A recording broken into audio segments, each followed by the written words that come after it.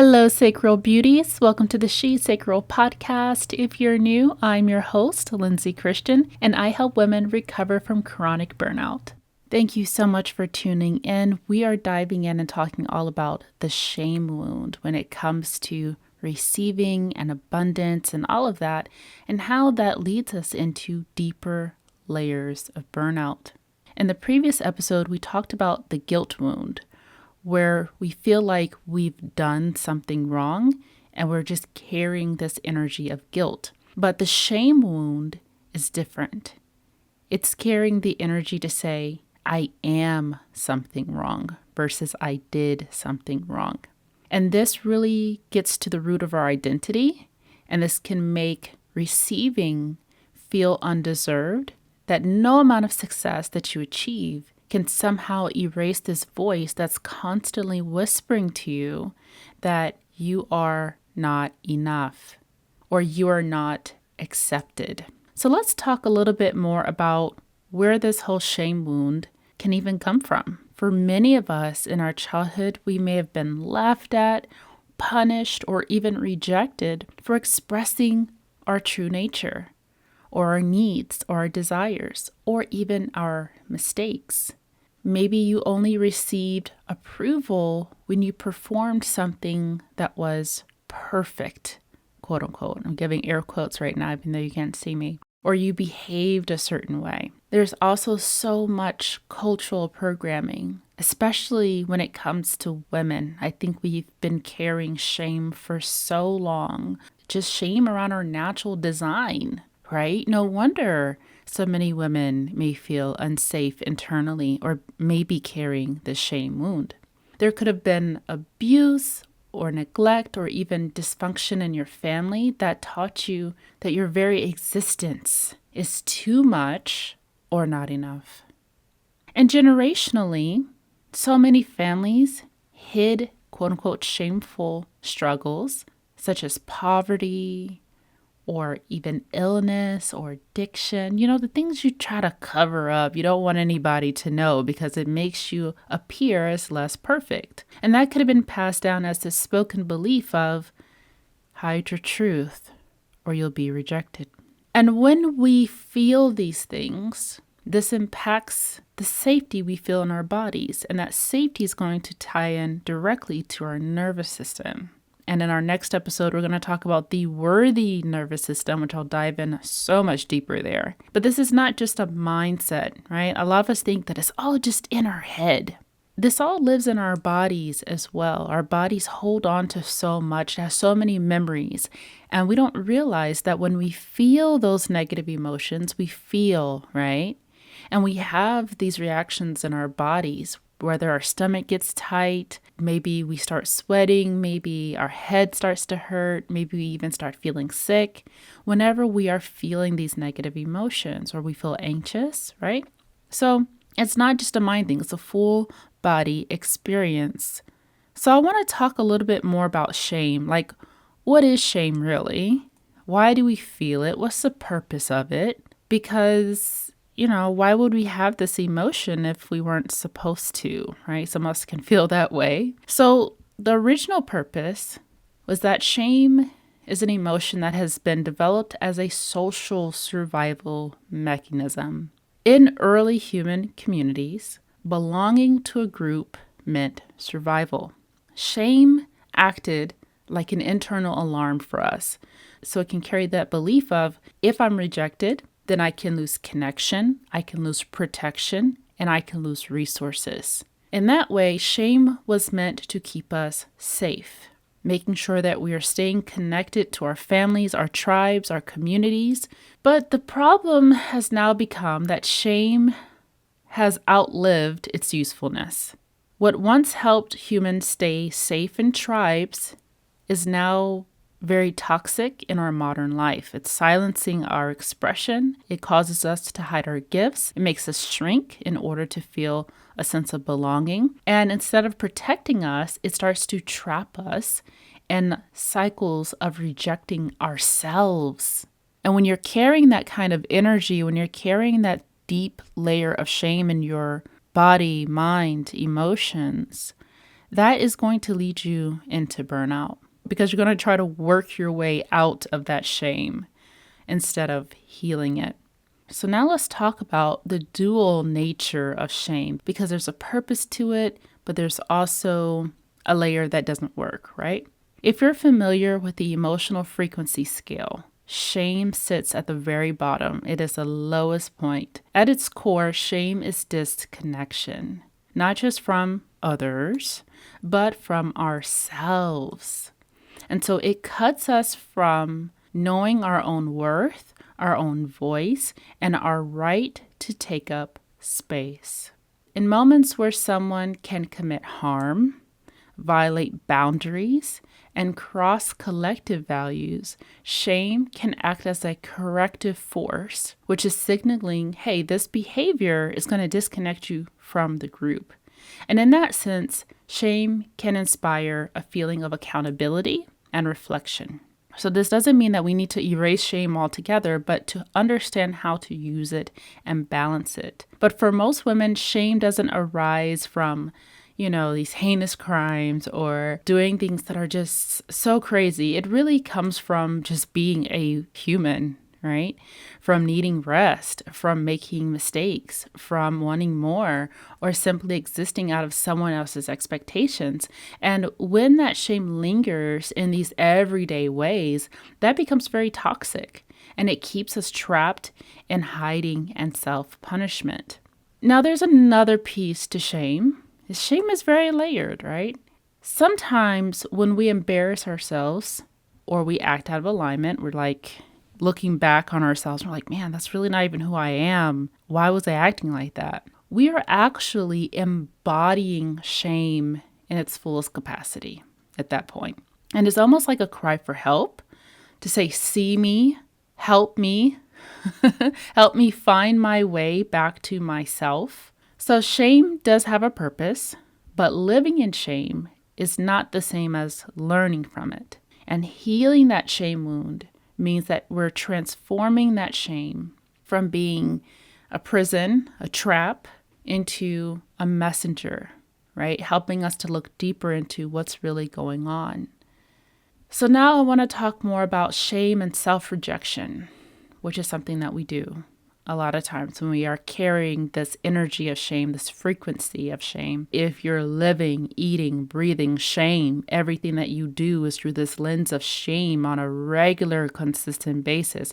So at first, shame can come from outside voices, right? I don't believe that any person comes to this planet feeling shame. It comes from the outside. Babies are just here, they're happy, they're living life, and then we're taught shame. So parents, teachers, peers, culture, that's where that shame starts to come from.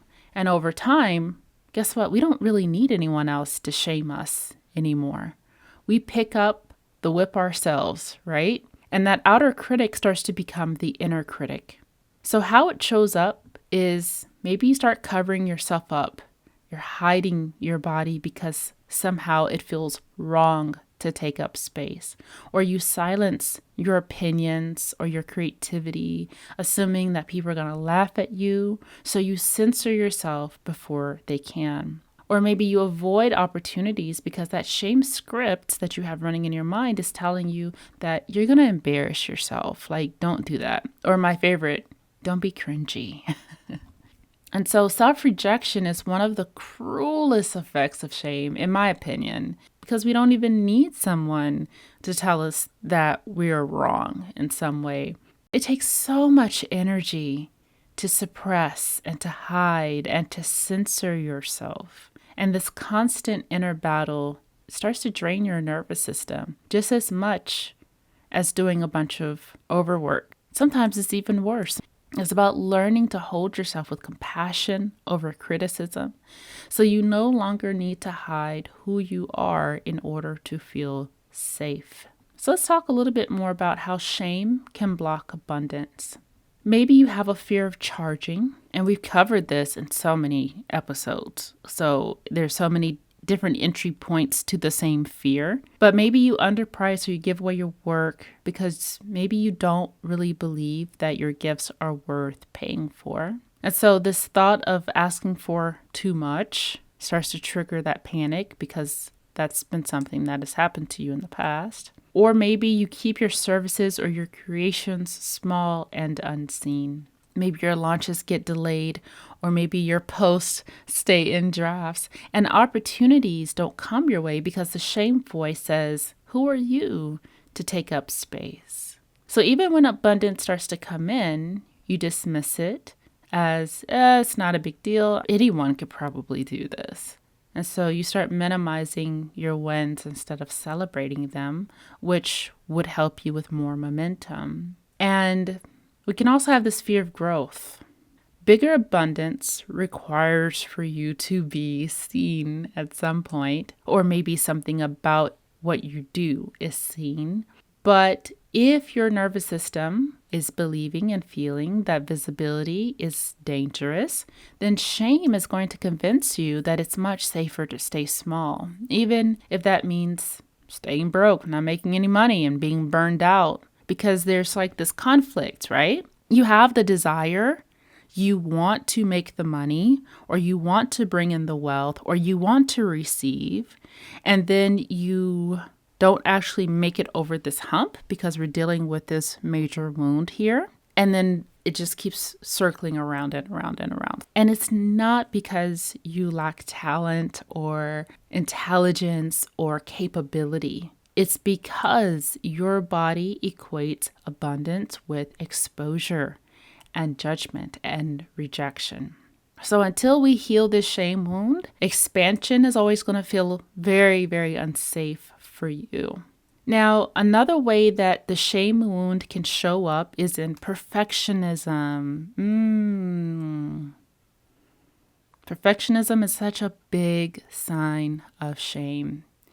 Maybe we overwork or we overpolish or we obsess over really tiny details that no one recognizes to prove our worthiness. But more so beyond our work, even within ourselves, do you know how much energy it takes obsessing over the tiniest details in your physical appearance, in how you deliver your message, in your intelligence, in all of the things that can be judged, right?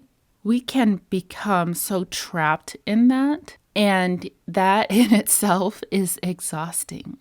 Because maybe you even try to put in so much work into yourself to maybe appear a certain way because you want to be accepted so much, maybe by a certain group of people, or maybe by something that you feel is going to give you the lifestyle that you're looking for.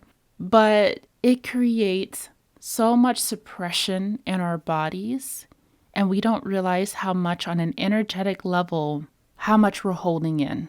And this creates so many deeper problems in our bodies. And I like to look at things very holistically when it comes to our emotions, when it comes to our bodies, when it comes to our mind. I've always been like that. I've been studying us for the last 15 years and trying to get a very holistic overall picture of who we are. And I'm always learning because there's so much to learn. I will always be a lifelong learner. But there's so much layered to us as to why our bodies start breaking down. And I always say we have about 5 different bodies. We have our physical bodies that we can touch and see, right, and smell. We have our emotional body. We have our mental body. We have our ancestral body. And we have our spiritual, our energetic body, which is going to be like all of your chakras or different energy centers. And that, honestly, there's so many different energy systems out there, but all of that plays a role into how we're feeling in our bodies and why we do the things that we do. Shame keeps you constantly performing, and you burn out not just from doing too much, but from carrying that weight of never feeling enough. And sometimes we self-sabotage. Things just kind of slip past us because we either freeze or we're procrastinating or we're trying to convince ourselves that we're not ready yet. But really, we're just afraid. We're so afraid to be rejected for who we are. And that's a painful space to live in. When it comes to our nervous system, shame can really lock the body into freeze mode. Your shoulders can kind of hunch in and slump, or maybe your eyes drop or your voice tightens because it's bracing for judgment. It's almost like you're waiting for a punch in the face. And did you know verbal abuse and physical abuse fires up the same areas of the brain? When you're receiving an insult or some kind of judgment, it's almost like you're physically bracing to receive some type of energetic punch. And so the nervous system stays in that state. Let's talk a little bit more about how success does not cure shame. You can end up chasing a lot of external proof because you're trying to prove to yourself that you are worthy with income or accolades or beauty, but that belief system, that void, still remains. And each new milestone creates the same story. One day they're going to see the real me and I'm going to lose it all. So you're just really afraid of being seen as your true self. And you're afraid that if you are your true authentic self, that they're going to leave you. And that feels painful. And that's going to keep that nervous system and that body so tight from being able to just feel at ease and feel safe with your own authenticity. So let's shift the energy a little bit, because I like to pick us up after we've kind of gone through this whole journey of understanding what's going on. Whenever you do start to feel that feeling of shame, start naming it. Start speaking your truth out loud. Claim it, because shame thrives in silence. So as you speak it out loud and you start naming it and you say, I feel ashamed about this particular thing, that's when it starts to lose its power over you. Practicing self-compassion, when we start to replace that harsh self-talk with gentleness and remind yourself, I am learning, I am human, I am enough. Start with safe visibility. Start sharing in trusted spaces where you can be seen without judgment. And that alone can start to retrain your body to feel safe with being authentic. And we have a beautiful space, the Pleasure Wire, which has just opened very recently. It's a beautiful community for women who are recovering from burnout, taking care of their bodies, having a beautiful support group, but then also learning how to work with yourself along the way. So I would love for you to join, where you can finally be in a safe space to shine, to thrive, and to feel at ease. So that is everything I wanted to cover today on the shame wound. I know we covered a lot. We have one last episode for this series coming up, and that is going to be the worthy nervous system. So be sure to follow and subscribe so you can get notified when that episode is released. Thank yourself so much for showing up today, and thank you for tuning in to the SheSacral Podcast.